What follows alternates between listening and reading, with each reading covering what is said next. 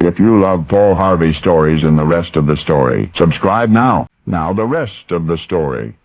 The pilot of the naval torpedo bomber knew that he should not have let that 20-year-old Army private on board.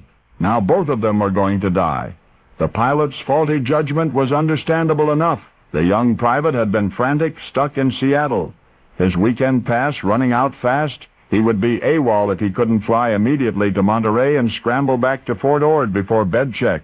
No, the private had explained he could not afford commercial airfare, but he had been advised that uniformed military personnel could hitch a ride on naval aircraft, provided there was room and extra seats. That's how he had made it to Seattle in the first place, to visit his girlfriend. But there were no seats aboard the torpedo bomber.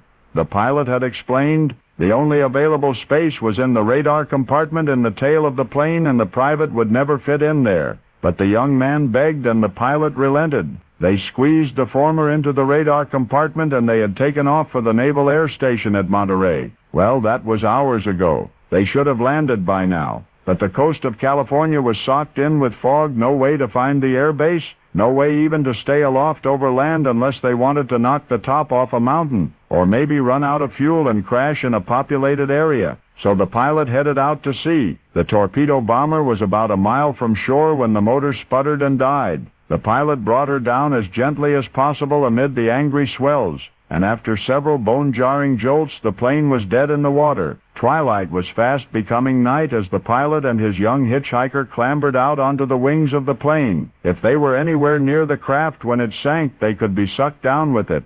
So the two wished each other good luck and dove into the churning Pacific. As night fell, the bioluminescence of tiny sea life set the ocean aglow. In the eerie blue light, the pilot could see the jellyfish swarming.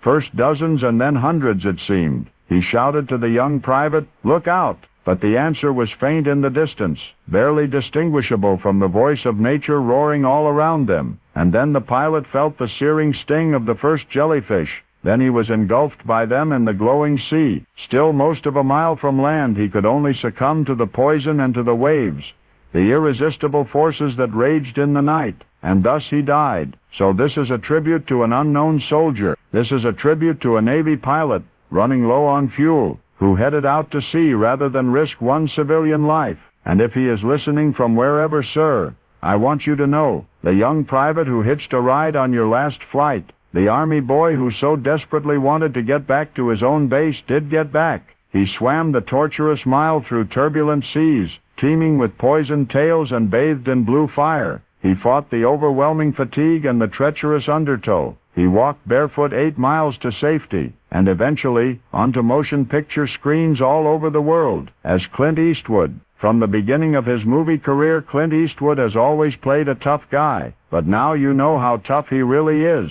because now you know the rest of the story.